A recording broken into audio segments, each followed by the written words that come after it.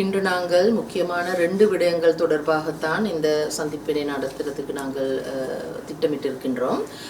முதலாக கூற வேண்டிய விடயம், இலங்கை முழுவதும் கடந்த நாட்களில் ஏற்பட்ட பேரனர்த்தத்தினால் 73 சிறுவர்கள் தாய் தந்தை அதே போல தாய் தந்தை இருவரையும் இழந்த சிறுவர்களாக இருக்கின்றார்கள்.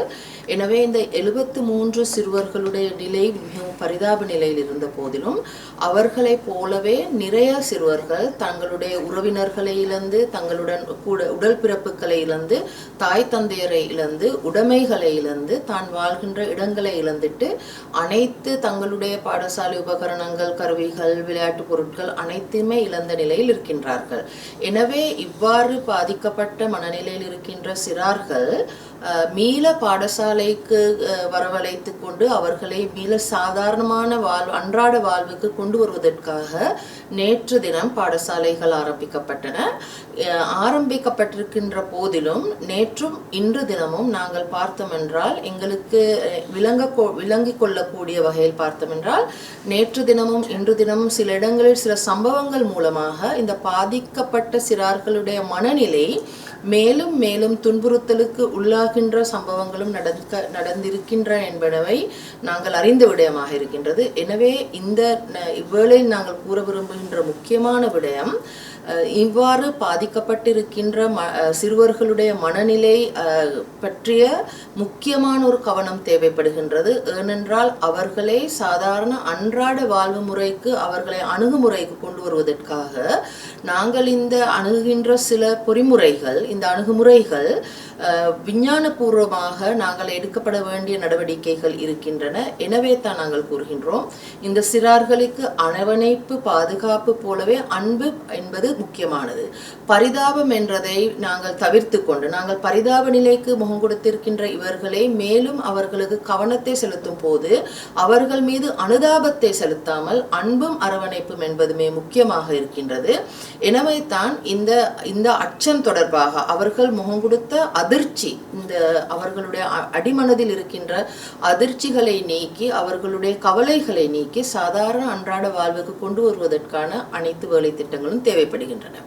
ஆகவே தான் அவர்கள் இழக்கப்பட்ட உடைமைகளை மீண்டும் வழங்கும் போது, பாடசாலை உபகரணங்களாக இருக்கலாம், அத்தியாவசிய உணவுப் பொருட்களாக இருக்கலாம், உடைகளாக இருக்கலாம், விளையாட்டு பொருட்களாக இருக்கலாம், அவற்றை வழங்கும் போது அவர்களுடைய படங்களை, புகைப்படங்களை பிடித்து சமூக வலைத்தளங்களில் பகிர்ந்து கொள்வதோ அல்லது இந்த நாங்கள் பொது வளங்களில் நாங்கள் பார்க்கின்றோம் இந்த ஊடகங்களில் பகிர்ந்து கொள்வதோ தவிர்த்துட்டு அவர்களுடைய பாதுகாப்பை உறுதிப்படுத்த வேண்டும் என்றதை நாங்கள் கேட்டுக்கொள்கின்றோம். இல்லாவிட்டால் தனியார் துறைகளிலும் அரசு துறைகளும் சார்ந்த பலர் இவ்வாறு அவர்களுக்கான தேவையான பொருட்களை பங்கிடுகின்றார்கள், வழங்குகின்றார்கள், புகைப்படங்களும் எடுத்துக்கொள்கின்றார்கள், அவர்களுடைய தகவல்களை பரிமாறிக்கொள்கின்றார்கள்.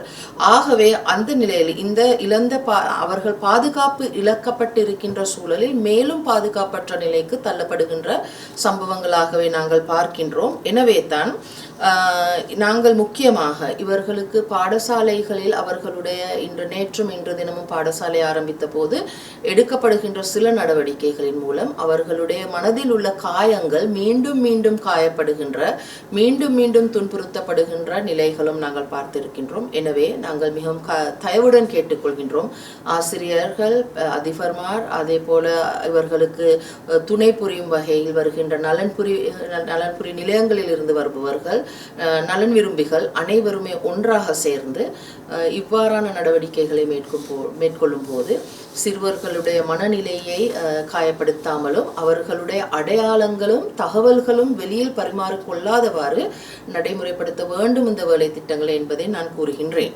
அதே போலவே குழந்தைகள் பாதுகாப்பற்ற நிலைக்கு தள்ளப்படும் வகையில் தகவல்களை பரிமாறிக்கொள்ள வேண்டாம் என்பதையும் முக்கியமாக நாங்கள் பார்த்தோம் என்றால், சட்டப்பூர்வமான அனுமதியின்றி இந்த பாதுகாப்பற்ற, அதாவது தாய் தந்தையர்களை இழந்த சிறுவர்களை தத்தெடுப்பதற்கு வளர்ப்புக்கு வேறான ஒரு தரப்புகளுக்கு வழங்குவதோ தனிப்பட்ட ரீதியாக தனி விருப்பத்துடன் அவர்களை தன்னிச்சையாக இந்த சிறார்களை கையளிக்க முடியாது. ஆகவே சட்டபூர்வமான அனுமதியின்றி எந்த ஒரு குழந்தையும் தத்தெடுப்பதற்கு வளர்ப்பதற்கு பிறருக்கு வழங்குவது முற்றிலும் தடையாக இருக்கின்றது. ஆகவே தான் அது ஒரு பொறுப்பற்ற செயல். எனவே மிகவும் தண்டனை விதிக்க வேண்டிய ஒரு செயலாகவே இருக்கின்றது. ஆகவே மீண்டும் நாங்கள் கேட்டுக்கொள்கின்ற விடயம், சிறார்களுடைய தகவல்களை ஒருபோதும் வெளித்தளங்களில் வெளியிட வேண்டாம். ஆதாரபூர்வமாக உங்களுக்கு அவ்வாறான சிறுவர்களை பற்றியான தகவல்கள் இருப்பதாக இருந்தால் 1929 என்ற சிறுவர் பாதுகாப்பு அதிகார சபையின் இலக்கத்தினூடாக தெரிவிக்க வேண்டும். அதே போலவே இந்த சிறுவர்களை துஷ்பிரயோகங்களிலிருந்து பாதுகாத்துக் கொள்வதும், வன்முறைகளிலிருந்து தவிர்த்துக் கொள்வதும், பாலியல் ரீதியான அவர்கள் துன்புறுத்தல்களுக்கு முகம் கொடுப்பதையும் தவிர்த்துக் கொள்வதற்கு அனைத்து பாதுகாப்பு நிலையங்களுமே இவ்வேளையில் நாங்கள் உருவாக்கி இருக்கின்ற இந்த நலன்புரி நிலையங்கள், அதே போல இவர்களுக்கு இந்த நேரத்தில் அனர்த்தத்தினால் பாதிக்கப்பட்ட மக்கள் தங்கி இருக்கின்ற நிலையங்களில், பாதுகாப்பு நிலையங்களில் சிறுவர்களுடைய பராமரிப்பு பாதுகாப்பு பற்றிய முக்கிய கவனத்தை செலுத்த வேண்டும். ஒருபோதும் அங்கே இருக்கின்ற சிறார்களுடைய தகவல்களை வெளியில் பரிமாறிக்கொள்ள வேண்டாம்.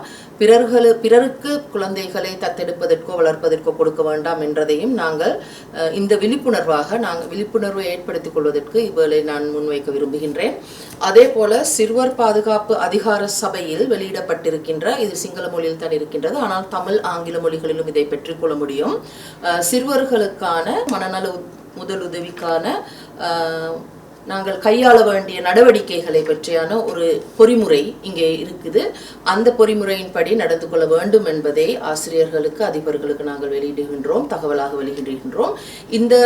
இங்கே குறிப்பிடப்பட்டிருக்கின்ற தகவல்களின் அடிப்படையில், அதாவது பொறிமுறையின் அடிப்படையில் சிறுவர்களுடைய நலன், அதே போல மனநல முதலுதவியாக இந்த கைநூலை பயன்படுத்த முடியும் என்றதை நாங்கள் கூறுகின்றோம். எனவே இதற்கு அமைய சிறுவர்களுடைய பாதுகாப்பை உறுதி செய்வதற்கு நடவடிக்கை மேற்கொள்ளுமாறு நாங்கள் மிகவும் தாழ்மையுடன் கேட்டுக்கொள்கின்றோம்.